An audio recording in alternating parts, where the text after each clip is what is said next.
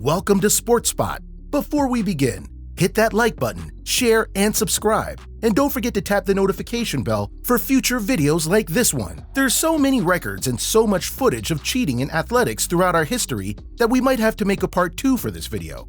Let us know in the comments below if you'd like to see part 2. Number 10. Lance Armstrong. At the heart of the most sophisticated doping routine in the history of sports was 7-time Tour de France winner Lance Armstrong. In a sport riddled with doping scandals throughout its history, and after decades of denial, Armstrong eventually admitted to doping in every single Tour win. While he was far from the only cyclist in the peloton to dope, it was the sheer power he wielded over his teammates, and even his rivals, that was so alarming. The scandal has already led to Hollywood films, 2 excellent feature-length documentaries, and a number of books. Number 9. Rosie Ruiz takes the subway. In 1980, the 26-year-old New Yorker, Rosie Ruiz, finished first among the marathon's women runners in record time at just over 2.5 hours. It was quite impressive.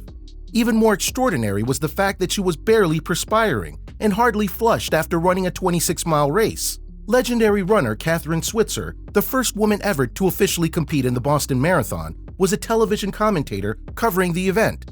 Switzer was instantly suspicious when she spoke to Ruiz after the race. Switzer asked what Ruiz's intervals per time had been. Ruiz replied, "What's an interval?" In hindsight, neither competitors nor spectators could remember seeing her during the first 25 miles.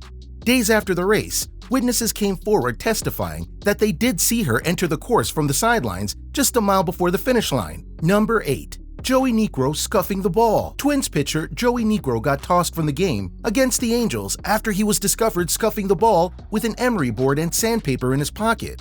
His lame attempt to get rid of the evidence without anyone noticing was hilarious. The trouble all started with a simple called strike from Niekro to Angels designated hitter Brian Downing. When home plate umpire Tim Tashida realized the ball was mutilated, he immediately confronted Niekro. Niekro's initial reaction pretty much gave it away, but he still tried to stall and obfuscate even as umpires converged on him and asked him to empty his pockets. He complied, and in the process, discreetly attempted flinging the emery board, but the umps quickly noticed and tossed Niekro out the game. Niekro tried to argue that the board and sandpaper were actually to keep his nails nice and trim. In protest, he explained, quote, "I'll be honest with you, I always carry 2 things out there with me, an emery board and a small piece of sandpaper. I've done that ever since I started throwing the knuckleball. Being a knuckleball pitcher, I sometimes had to file my nails between innings, so I carry an emery board with me to the mound." When questioned about the sandpaper, Niekro replied, "Sometimes I sweat a lot, and the emery board gets wet. I use the other as a backup." Niekro was given a 10-game suspension for cheating. The 22-year career Niekro was 43 years old at the time and just decided to retire. Number 7. The attack on Nancy Kerrigan. January 6, 1994, after Nancy Kerrigan's practice session at Detroit's Cobo Hall, the 24-year-old athlete was approached by a man and hit several times on the right knee with what looked like a pipe or a crowbar. 3 men were arrested in connection with the attack on Kerrigan. One of the men, 26-year-old Sean Eric Eckerd, had a criminal record and had worked as the bodyguard of Kerrigan's rival, Tonya Harding. In custody, he alleged pretty much right away that Harding was involved in the planning and subsequent cover-up of the attack. The police had discovered by then that the crime had been perpetrated with a collapsible metal baton that had been found in a trash can behind the arena. Number 6. Mike Tyson chomps down. Evander Holyfield had already embarrassed Mike Tyson before, defeating him for the World Heavyweight Championship. So when Holyfield agreed to fight Tyson again, he would have shown up in knight's armor. The mentally unstable Tyson once again found himself outmatched and knew he wouldn't win. In an act of disgusting tactics, Tyson bit down on Holyfield's ear, removing a small chunk from the top of it. The fight continued, but Holyfield's ear was mutilated beyond safety and the fight was called off. This match is an event cemented in boxing history and an endless TV gag for comedians forever. Number 5. Louis Resto versus Billy Collins. Billy Collins Jr. turned pro in 1981 as a welterweight, just like his father before him, and impressively won his first 14 professional contests, 11 by knockout, with 8 inside the first 3 rounds. In 1983, Billy was matched up against Louis Resto from Puerto Rico. According to WBN World Boxing News, Resto wasn't known for his punching power, yet Billy took a sustained beating for the full 10 rounds. His face was badly broken, almost pretty much unrecognizable to the norm. After the fight, which Resto won on decision, Billy's father shook Resto's hand and noticed there wasn't much padding in his gloves and tried to alert the referee. The Puerto Rican pulled his hand away and protested his innocence. Ring officials were able to quickly attest to the claims, as they noticed the gloves were also substandard. After the fight, a full investigation was launched by the New York State Boxing Commission. It was discovered that Panama Lewis, Resto's trainer, had removed an ounцing of padding from his boxer's gloves. This resulted in a brutally unfair match that was along the lines of torture. Lewis was banned from any role in boxing for life, while Resto was told he could not box for at least a year, even though he never fought again.